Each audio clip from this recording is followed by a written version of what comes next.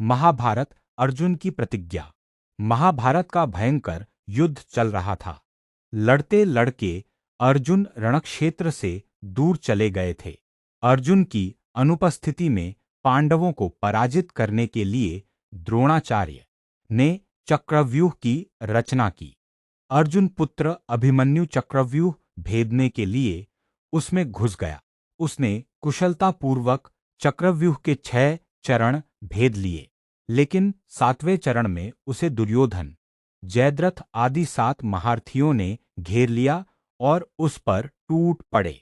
जयद्रथ ने पीछे से निहत्थे अभिमन्यु पर जोरदार प्रहार किया। वह वार इतना तीव्र था कि अभिमन्यु उसे सहन नहीं कर सका और वीरगति को प्राप्त हो गया।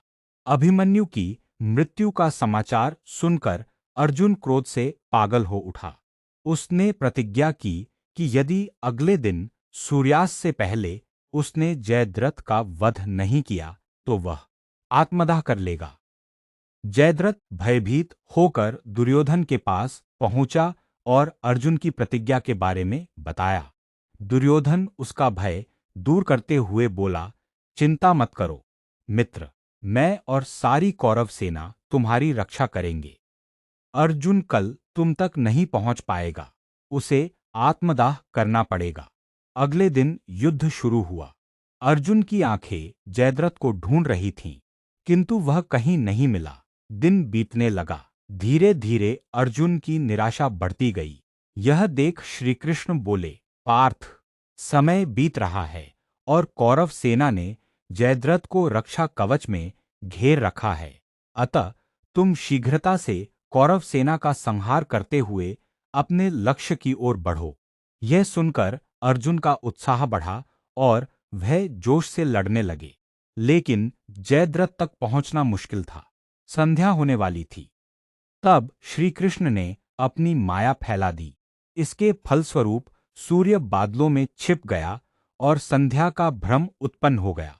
संध्या हो गई है और अब अर्जुन को प्रतिज्ञावश आत्मदाह करना होगा। यह सोचकर जयद्रथ और दुर्योधन खुशी से उछल पड़े। अर्जुन को आत्मदाह करते देखने के लिए जयद्रथ कौरव सेना के आगे आकर अट्टहास करने लगा। जयद्रथ को देखकर श्री कृष्ण बोले, पार्थ, तुम्हारा शत्रु तुम्हारे सामने खड़ा है। उठाओ अपना गांडीव और वध कर दो इसका। वह देखो, अभी सूर्यास्त नहीं हुआ है। यह कहकर उन्होंने अपनी माया समेट ली। देखते ही देखते सूर्य बादलों से निकल आया। सबकी दृष्टि आसमान की ओर उठ गई। सूर्य अभी भी चमक रहा था। यह देख जयद्रथ और दुर्योधन के पैरों तले जमीन खिसक गई। जयद्रथ भागने को हुआ, लेकिन तब तक अर्जुन ने अपना गांडीव उठा लिया था। तभी श्रीकृष्ण चेतावनी देते हुए बोले, हे अर्जुन, जयद्रथ के पिता ने इसे वरदान दिया था कि जो इसका मस्तक जमीन पर गिराएगा, उसका मस्तक भी 100 टुकड़ों में विभक्त हो जाएगा। इसलिए यदि इसका सिर जमीन पर गिरा तो तुम्हारे सिर के भी 100 टुकड़े हो जाएंगे। हे पार्थ, उत्तर दिशा में यहां से 100 योजन की दूरी पर जयद्रथ का पिता तप कर रहा है।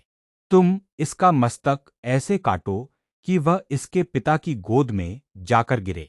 अर्जुन ने श्री कृष्ण की चेतावनी ध्यान से सुनी और अपनी लक्ष्य की ओर ध्यान कर बाण छोड़ दिया।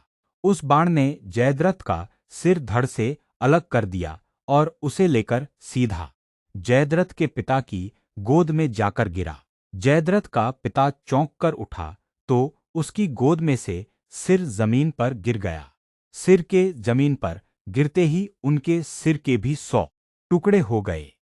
इस प्रकार अर्जुन की प्रतिज्ञा पूरी हुई।